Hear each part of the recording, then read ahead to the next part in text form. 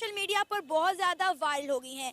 PM Modi का तैराकी वाला लुक देखकर पब्लिक को यकीन नहीं हुआ कि 70 साल से ज्यादा की उम्र में पीएम मोदी इतने फिट कैसे हो सकते हैं। मोदी साहब ने यकीनन इंडिया के अंदर और मुल्क के बाहर भी जो एक इमेज जो उनका है जो बनाया है उसमें का भी जिक्र है। Pictures that no doubt will break the internet of Prime Minister.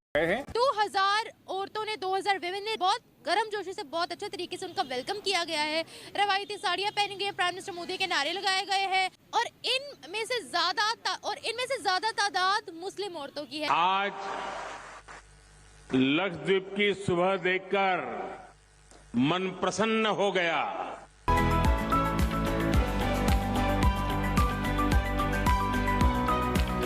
Prime Minister Modi snorkeling in Lakshadweep. इसमें समंदर के अंदर इकोसिस्टम होता है, उसमें डुबकी लगा करके अंदर का नजारा लिया जाता है और इसे स्नॉर्कलिंग कहते हैं। लक्षद्वीप की सुंदरता को शब्दों में समेटना बहुत मुश्किल है। These are not just investments.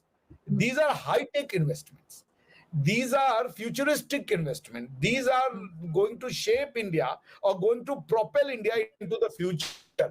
छोटा सा है लक्षद्वीप लेकिन स्वीट है और प्यारा प्यारा सा है। सफाई बहुत है बीच रिजॉर्ट्स पे। और लक्षद्वीप की जो तस्वीरें जारी की हैं पीएम ने, उसके साथ साथ ये भी कहा है कि ये बेहद खूबसूरत इलाका है और लोगों को यहाँ जाना चाहिए क्योंकि यहाँ बेहद आनंददायक अनुभव मिलता है। चाय वाले होके अपने लोगों की खिदमत कर रहे हैं, अपने कंट्री को आगे से आगे लेके जा रहे हैं। हमारे यहाँ ऑक्सफोर्ड से पढ़ के आते हैं, कहते हैं जी हम बहुत क्वालिफाइड हैं, एजुकेटेड हैं, हम खिदमत नहीं कर पाए। बांग्लादेश का एक तबका है जो ये कहता है कि भारत का बांग्लादेश में बहुत असर रसूख है।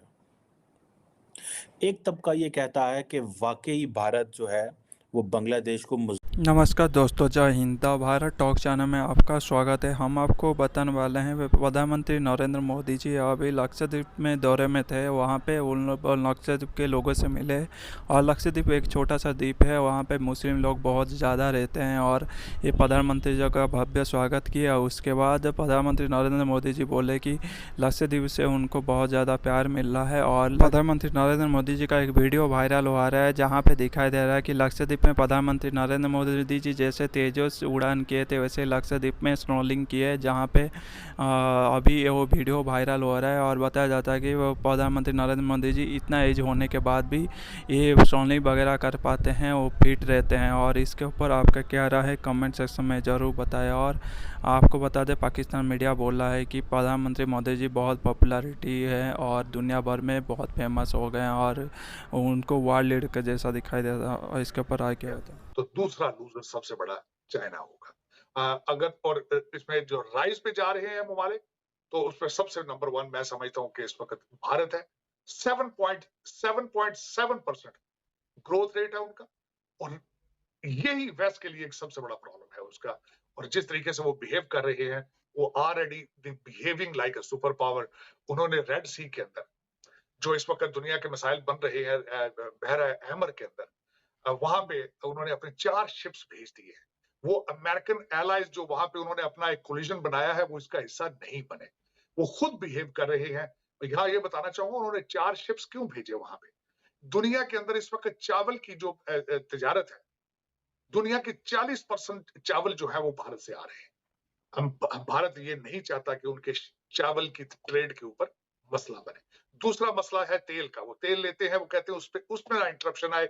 अगर तेल की कीमत बढ़ेगी भारत के अंदर उनकी इकॉनमी सफर करेगी। बल्कि उन्होंने ये इस चीज का फैसला कर लिया था कि रशिया से अगर तेल नहीं आता तो वो हम वेनेजुएला से ले लेंगे। तो ये दूरंदेशी नेशनलिज्म, ये सारी चीजें तब आती हैं जब आपकी इकॉनमी अपनी ठीक हो। भारत की इकॉनमी इस वक्त $600 बिलियन का उनका फॉरेन एक्सचेंज मौजूद है। उनकी जो मोदी साहब है उनकी ग्रिप है, एस्टेब्लिशमेंट भी उनके साथ है, उनके भी ग्रीन सिग्नल उनके साथ है, जुडिशरी भी उनके साथ है, अवाम उनके साथ है। तो इन सारी चीजों को अगर देखा जाए तो 2024 में जो विनर होगा वो भारत होगा। और उसके साथ पाकिस्तान के इलेक्शंस की बात मैं आपको क्या बताऊं, हर बच्चे को पता है। लोग दर हकीकत कहते हैं कि बाहर से लंदन से एक बंदा आ चुका है, सिर्फ उसकी ताजपोशी रहती है। इलेक्शन की एक्सरसाइज आपने करनी है लेकिन उसके रिजल्ट निकल चुके हैं। लेकिन और जो सबसे ज्यादा मेरे जैसे बंदे के लिए तशवीशनाक है, अभी तक किसी के मुंह से मैंने एक ऐसी प्रोडक्ट नहीं सुनी जिसको वो कहें कि हम एक्सपोर्ट करेंगे और इस पे हम कौम की किस्मत तब्दील करेंगे। अभी तक किसी के मुंह से मैंने ये लफ्ज नहीं सुना कि हमने बच्चों को आर्टिफिशियल इंटेलिजेंस कैसे पढ़ानी है।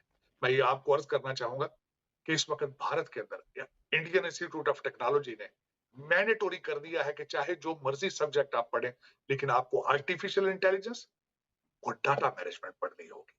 लेकिन मेरे मादरे मिल्लत जो है आज भी उनके कान और आंखें बंद हैं, उर्दू पे ट्वीट पे चढ़े हैं। ये और बातें बहुत से पाकिस्तान में लोग नाराज हैं, बहुत से लोग हिंदुस्तान में नाराज हैं। उनका कहना ये है कि जी बाबरी मस्जिद को तोड़ के वहां पे मंदिर बनाया गया, लेकिन उसके जवाब में जो इंडियन वो लोग हैं जो कि राम मंदिर को सपोर्ट कर रहे हैं, उनका कहना है कि जी उससे कहीं ज्यादा बड़ी जगह जो है वो मस्जिद के लिए दी गई है, और जितनी बड़ी पहले मस्जिद थी यहाँ पे बाबरी मस्जिद, उससे कहीं ज्यादा बड़ी मस्जिद जो है वो बनाई जा रही है। बहरहाल ये इस बहस में मैं नहीं पढ़ूंगी, वरना मुझे यहाँ से जूते पड़ देंगे, और आप लोग तो वैसे ही मेरे चक्रों में रहते हैं कि मुझे किसी तरीके से पिटवा दें, तो इसलिए मैं कुछ कहूंगी नहीं। जो भी कहूंगी मैं दिल में कहूंगी, और लेकिन ये जरूर है कि जी मुझे भी इंतजार है कि कब जो है मंदिर की इनॉग्रेशन होती है, और हम वो पूरा फंक्शन जो है यकीनन हम जो है टीवी चैनल्स पे देखेंगे, इंडियन टीवी चैनल्स पे देखेंगे। हमारा टीवी चैनल दिखाना नहीं होता, तो हाय हाय हाय हाय कर दी है, मगर ये कि हाँ इंडियन टीवी चैनल्स पे देखेगा, और जिन लोगों के घर में डिश है वो भी देख पाएंगे, और जो कि मेरे घर में भी है तो मैं भी देख लूंगी। गुजरात सरकार का ये डेटा आया है कि 86 बिलियन का ऑलरेडी जो है वो साइन हो चुका है इन्वेस्टमेंट एग्रीमेंट। 86 बिलियन, टोटल 58 कंपनियां हैं, जिसमें आर्सेलर मित्तल भी एक है, ठीक है ना। और ये सोचिए कि 58 कंपनियों का 86 बिलियन सिर्फ गुजरात में। और ये जो सेक्टर्स हैं जिनमें ये इन्वेस्टमेंट किया जा रहा है, जैसे एनर्जी है, ऑयल है, गैस है, केमिकल्स है, इसमें, ठीक है ना। तो this is one of the things. ये जो आपका जो ये होगा global summit, vibrant Gujarat summit जो है, ये आपका 10 से 12 जनवरी के बीच में शेड्यूल्ड है, उस दिन होगा। और of course prime minister Modi जो है इसका इनॉग्रेशन करेंगे, क्योंकि उनका ही ब्रेन चाइल्ड था, ठीक है ना। तो और ये बाइएनियल इवेंट है, यानी कि हर 2 साल में एक बार होता है। This is what the speciality of this event. और मोदी जी को पहचान जो दी है, मोदी जी के डेवलपमेंट की पहचान, ये हमेशा उसका reason, one of the reasons ये रहा है, समझ रही है ना। तो अब आप चाहेंगी तो मैं आपको ब्रेकअप भी दे सकता हूँ, क्योंकि कई मीडिया में आया है कि क्या क्या हुआ है। जैसे आर्सेलर मित्तल और निप्पॉन स्टील जो है, उन्होंने 1.14 ट्रिलियन रुपीज, यानी कि which comes out to be 13.68 billion rupees जो है, वो वादा किया है ग्रीन हाइड्रोजन प्रोजेक्ट में लगाने के लिए, जब वो स्टील प्लांट में इन्वेस्ट करेंगे, ताकि वो ग्रीन टेक्नोलॉजी रहे।